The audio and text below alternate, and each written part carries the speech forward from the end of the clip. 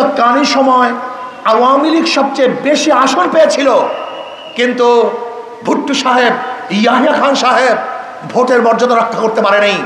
এই ভোটের মর্যাদা রক্ষা করতে না পারার কারণেই শেখ সাহেব কি চেয়েছিলেন? অখণ্ড পাকিস্তানের প্রাইম মিনিস্টার হবেন। যেহেতু তার ভাগে সিট ছিল 160 সিটের যে অধিকারী, তিনি তো সরকার গঠন করবেন।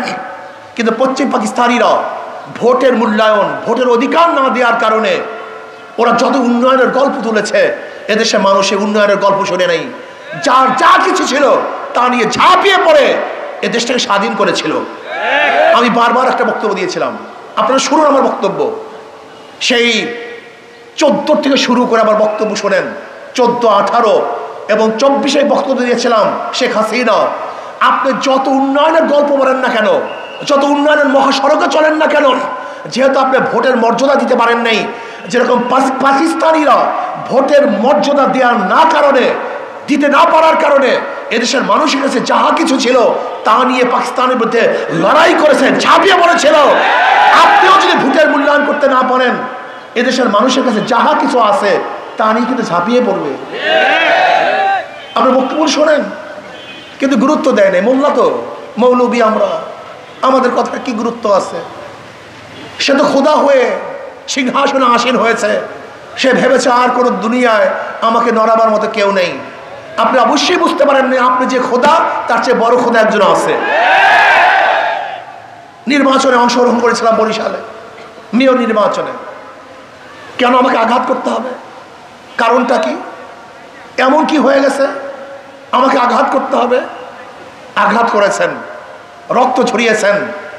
মাত্র 1 বছর আগে আল্লাহকে বলেছিলাম, আল্লাহ এই জালেমের পতন দেখতে চাই, নিজের চোখে পতন দেখতে চাই, নিজের চোখে। মাত্র 1 বছর আগে যখন আওয়ামী লীগ সর্বশ্রেষ্ঠ পাওয়ারফুল এক শক্তি, মহাশক্তি, দেয়ার চেয়ে বড় শক্তি, যখন সমস্ত ক্ষমতা তার কাছে, সমস্ত প্রশাসন তার কাছে, পুলিশ তার কাছে, মিলিটারি আর্মি সব তার কাছে, গোটা প্রশাসন তার, গোটা জনগণ তার, মাত্র 1 বছর আগে বলেছিলাম এই 2 চোখে যেন তার পতন দেখি। 1 বছর না যেতে যেতে আল্লাহ পাক দোয়া কবুল করেছেন। 1 বছরের মধ্যে চিন্তাও কেউ করতে পারেনি। ভেবেছিলাম আমি কি বলতেছি, কেন বলতেছি, বলে ফেলেছি, কিন্তু আল্লাহ পাক কবুল করেছেন। প্রিয় ভাইয়েরা আমার, ফেরাউন বহু জুলুম করেছে কিন্তু টিকতে পারে নাই। নমরুদ জুলুম করেছে, টিকতে পারে নাই। সাদ্দাত টিকতে পারে নাই। আবু জাহেল টিকতে পারে নাই। গোটা দুনিয়ার কোনো জালেম কোনোদিন টিকতে পারে নাই। আমাকে রক্ত ঝরিয়েছেন। কেন রক্ত ঝরিয়েছেন? আনন্দিত হয়েছিলেন না? মোল্লাকে রক্ত ঝরাইছি। সব রক্ত এক রক্ত নয়, সব রক্ত এক রক্ত নয়, সব দেহ এক দেহ নয়, সব মানুষ এক মানুষ নয়। তুমি কি ভেবেছ তুমি সবাই রক্ত ঝরিয়েছ আর প্রত্যেক আলেমের রক্ত ঝরাবা আর তুমি নিরাপদে বসবাস করতে পারবে না? হবে না, হয় না। আল্লাহ পাক পতন ঘটিয়েছেন। আজকে শেখ সাহেবকে অপমান করা হচ্ছে। কাদের কারণে? কিসের কারণে? এই দায় দায়িত্ব কে নিবে? আমি মনে করি তার কন্যা শেখ হাসিনাকে দায় দায়িত্ব গ্রহণ করতে হবে। তার মানুষগুলিকে ভালো মানুষে পরিণত করতে পারে নাই। আওয়ামী লীগদেরকে সভ্য মানুষ হিসেবে ওই আওয়ামী লীগ তৈরি করতে পারে নাই। ওই আওয়ামী লীগের নেতারা আওয়ামী লীগের হাজারো মানুষদেরকে গুন্ডা বানিয়েছে, জালেম বানিয়েছে, খুনি বানিয়েছে, ধর্ষক বানিয়েছে, চোর ডাকাত বানিয়েছে, লুটেরা বানিয়েছে। ওদের ভালো মানুষ তৈরি করতে পারে নাই। সব নেতাদের দোষ, অন্য কারোর দোষ না। আজকে আবরার ফাহাদকে কেন হত্যা করা হবে? সে কি করেছিল? আবরার ফাহাদকে হত্যা করা হয়েছে। 100 ধর্ষণ করার পরে কেন জাহাঙ্গীর ইউনিভার্সিটি সঞ্চয় পালন করা হবে? কেন শেখ হাসিনা বলবে আমার পিয়ন 500 কোটি টাকার মালিক? টাকা কি আপনার বাবার? হ্যাঁ, এই খেটে টাকা মানুষের টাকা। রিক্সাওয়ালা, এই শ্রমিক, এই কুলি, এই মজদুরদের ভ্যাট ট্যাক্সের পয়সা দিয়ে আপনার পিয়ন 500 কোটি টাকার মালিক হবে। আর এই দেশের জনগণ তাকিয়ে থেকে দেখবে। যদি অন্ধ হয় তাই দেখতে পারে, যাদের চক্ষু আছে তার কোনোদিন দেখবে না। আপনি কি করেছেন? আপনার বাবার মূর্তির জন্য শোনে সে বক্তৃতা। ওই যখন চুরাইনে মূর্তি তৈরি করবে, আমি কি বলেছিলাম বক্তৃতা মনে আছে যে 72 বছর পরে যদি লেনিনের মূর্তি মানুষ ক্যারেন দিয়ে সাগরে নিক্ষেপ করতে পারে, আজকে হোক কালকে হোক আপনার বাবার মূর্তিও এদেশের মানুষ ক্যারেন দিয়ে ওই বুড়িগঙ্গা নিক্ষেপ করবে। আপনি শোনেন সেই বক্তৃতা?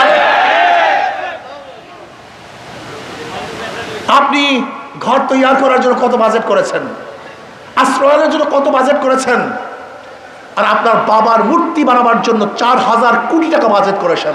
4000 কোটি টাকা। এ টাকা কার? কাদের টাকা? কোথার টাকা? আপনি মুজিব বর্ষ উদযাপন করার জন্য 400 কোটি টাকা বাজেট করেছেন। এই টাকা কার টাকা? যে দেশের মানুষ খেতে পারে না, দেশের মানুষ বস্ত্র পড়তে পারে না, যে দেশের মানুষ চিকিৎসার অভাবে ধুকে ধুকে মরে, যে দেশের মানুষ শিক্ষিত হতে পারছে না, যে দেশে ভালো একটা মানসম্পন্ন মেডিকেল নাই, যেখানে একটা ডিজাইন করার জন্য রাস্তা এবং পোলের ডিজাইন করার জন্য এখনো বিদেশ থেকে ইঞ্জিনিয়ার ভাড়া করতে হয়, সেই দেশে মুজিব বর্ষ পালন করার জন্য আপনার 400 কোটি টাকা বাজেট করবেন। মোরাল বানাবার জন্য, মূর্তি বানাবার জন্য 4000 কোটি টাকা বাজেট করবেন, আর বাংলাদেশের মানুষগুলি দেখে দেখে চোখে চোখে দেখবে? এটা হয় না। আমি গোপালগঞ্জের ভাইদেরকে বলবো, বোনদেরকে বলবো, সতর্ক হন। ঘিলু আনেন মাথার মধ্যে, চক্ষু খোলেন, বোঝার চেষ্টা করুন। ইসলাম, ইসলামের কারণেই দেশ, ইসলামের জন্য স্বাধীন হয়েছিলাম। অথচ আওয়ামী লীগ কি করছে? সেই ইসলামকে জবাই দেওয়ার জন্য এমন কোনো কাজ নাই যে কাজ করে নেই। এমনকি ঢাকা ইউনিভার্সিটিতে নজরুল ইসলাম, সেই ইসলাম শব্দ তুলে দিয়েছে আওয়ামী লীগ। আপনি চিন্তা করতে পারছেন? অথচ নওয়াব সলিমুল্লাহ রহমতুল্লাহ আলাইহি নিজের টাকা দিয়ে, নিজের জমি দিয়ে 600 একর জমি ওয়াকফ করেছেন ঢাকা ইউনিভার্সিটির জন্য, বুয়েটের জন্য, ঢাকা মেডিকেলের জন্য। কেন? এদেশে মুসলমানরা শিক্ষিত হবে। আপনি কি জানেন ক্যালকাটার হিন্দুরা 41 বার ব্রিটিশ সরকারের কাছে দরখাস্ত করেছে যেন ঢাকা ইউনিভার্সিটি না হয়। এমনকি গড়াইয়ের মাঠে রবি ঠাকুরের সভাপতিত্বে ঢাকা ইউনিভার্সিটি বিরোধিতা করেছে, যেটা মুসলমানদের ইউনিভার্সিটি। সেই মুসলমান ইউনিভার্সিটির গেটের থেকে রব্বি জিদি ইলমা তুলে দিয়েছে আওয়ামী লীগ। অথচ মুসলমানদের জন্য ইউনিভার্সিটি করা হয়েছে। আপনি চিন্তা করতে পারছেন? কবি নজরুল ইসলাম কলেজ, সেই কবি নজরুল ইসলাম কলেজ থেকে ইসলাম শব্দ তুলে দেওয়া হয়েছে। এটা মানুষ সহ্য করতে পারে? যে ইসলামের জন্য দেশ পেয়েছেন, সেই দেশে মুসলমানরা দাড়ি রাখতে পারে না, টুপি পড়তে পারে নাই, লম্বা জামা দিয়ে চলতে পারে নাই, বোরকা পড়তে পারে নাই। এটা আমরা মেনে নেব? এটা মানতে পারি? এটা হয় না রে পাগল, এটা হয় না। ইসলাম নিয়ে কথা বলা যায় না, ইসলাম নিয়ে চলা যায় না, ইসলাম নিয়ে সব জায়গায় চলা যায় না। এই জন্য দেশে মানুষ ছাড়ে নাই, রক্ষা করে নেই। আমি গোপালগঞ্জের সবাইকে বলবো, শেখ সাহেবের অবদান আছে, তাকে বাদ দিয়ে ইতিহাস রচনা হবে না। আবার কি কারণে তাকে অপমান করা হচ্ছে সেই ব্যাপারটা আমাকে দেখতে হবে, মনে রাখতে হবে। আজকে আওয়ামী লীগের কারণে সে অপমানিত হচ্ছে, কাজী গোটা আওয়ামী লীগ কি এই অপমানের দায় দায়িত্ব গ্রহণ করতে হবে, অন্য কেউ দায় দায়িত্ব গ্রহণ করবে না।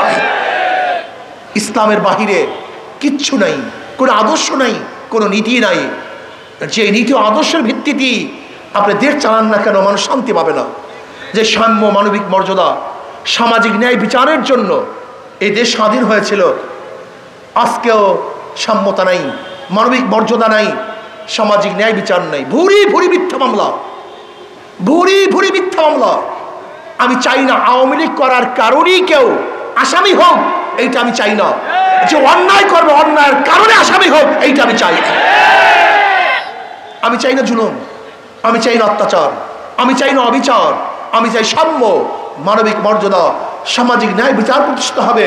এদেশে অধিকার থাকবে মুসলমানদের, হিন্দুদের, বৌদ্ধদের, খ্রিস্টানদের, অধিকার থাকবে পুরুষের, অধিকার থাকবে মহিলাদের, ঋষি, চামার, কামার, মজদুর, তাঁতি, ছেলে, যত বর্ণের, যত ধর্মের, যত পেশার লোক আছে, সমস্ত মানুষগুলি সমান অধিকার ভোগ করবে। মানবিক মর্যাদা, আশরাফুল মাখলুকাত, সৃষ্টির শ্রেষ্ঠ জীব, এই মানুষকে শ্রদ্ধা করতে হবে, সম্মান করতে হবে। আজকে কুকুরকে নিজের হাতে খাওয়িয়ে দেই, আজকে কুকুরকে বিছানায় তুলি, আর আশরাফুল মাখলুকাত সৃষ্টির শ্রেষ্ঠ জীবকে পাশে বসাতে পারি না, লজ্জা পাই, ঘৃণা লাগে, এক দস্তাখানে বসতে পারি না। না, এইটা আমি চাই না। আমি চাই মেতর হোক, কুলি হোক, চামার হোক, সে আশরাফুল মাখলুকাত, তাকে শ্রদ্ধা করতে হবে, সম্মান দেখাতে হবে। আমি কি চাই? আমি চাই ন্যায় বিচার প্রতিষ্ঠিত হোক।